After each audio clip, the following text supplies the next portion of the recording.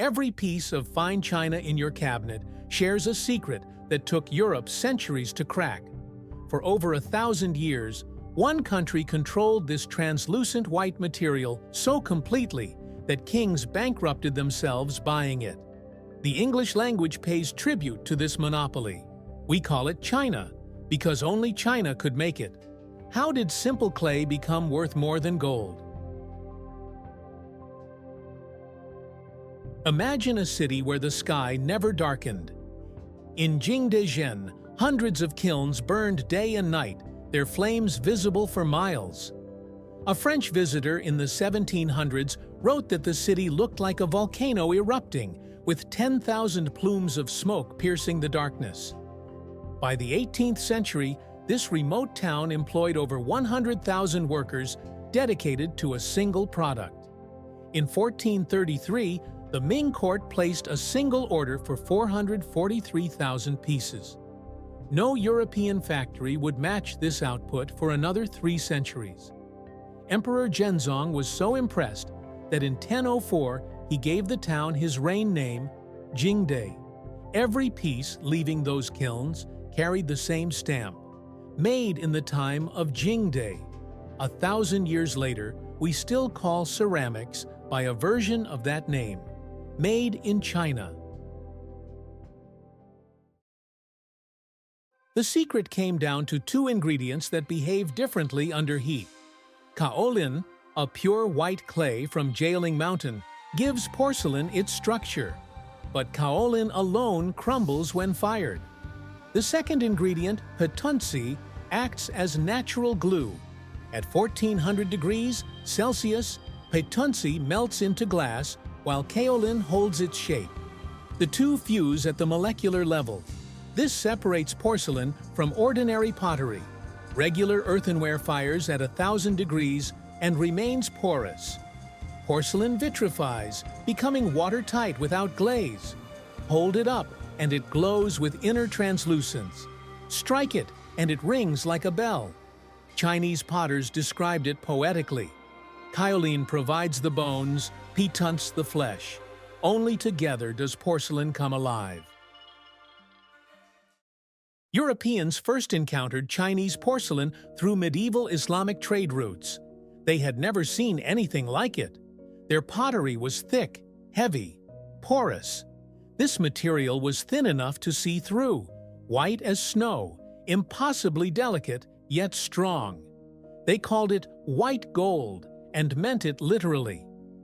Augustus the Strong, ruler of Saxony, made one of history's strangest deals.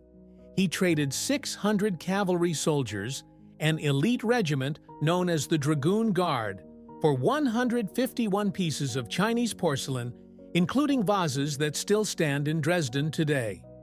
The soldiers marched to Berlin. The vases stayed in Saxony. For Augustus, worth it. His collection would exceed 20,000 pieces. Monarchs across Europe were draining treasuries to buy what only China could produce.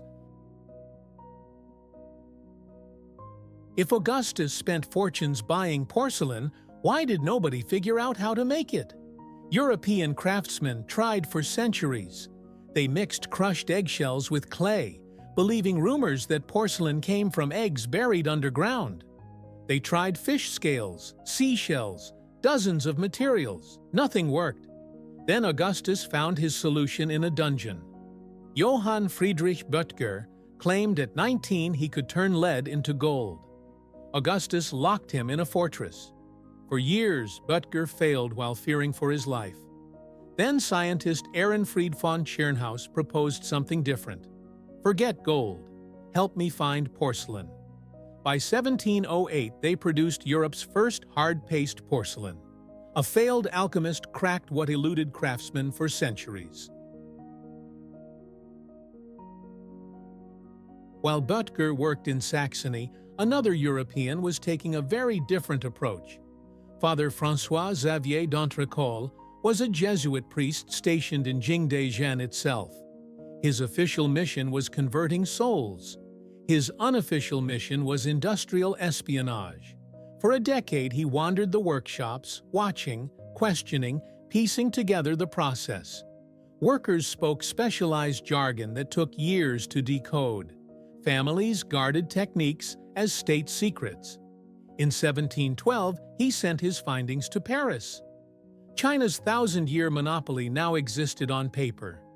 His superiors complained the letter lacked enough detail and demanded more. D'Entrecoll spent another decade gathering secrets. The European porcelain industry owed something to a priest who doubled as a corporate spy. Here is where the story turns unexpected. Even with stolen secrets, European porcelain never matched Chinese quality. Different kaolin, imperfect firing. So English potters invented something new. In the 1790s, Josiah Spode added calcined cow bones to his mixture. The bones came from nearby slaughterhouses. Nobody would think dead cattle belonged in fine ceramics. But bone ash with kaolin produced material whiter than Chinese porcelain, more translucent, more chip-resistant. Spode called it bone china. Today, it contains up to 50% actual bone. That teacup in your grandmother's cabinet likely contains processed livestock. The English solved their problem not by matching China, but by burning cows. The irony is where this story ends. China held the secret for over a millennium. European powers spent fortunes, imprisoned alchemists, and dispatched spies to break that monopoly. Today, China is once again the world's largest porcelain producer, now competing in a global market it once dominated absolutely. Jingdezhen still operates, its kilns still firing, though the workforce has shrunk dramatically from its imperial peak. The city that once glowed at night with 100,000 workers now draws tourists to kiln museums. Meanwhile, bone china factories in England struggle against cheaper Asian imports. What launched espionage and bankrupted kings now sells for a few dollars.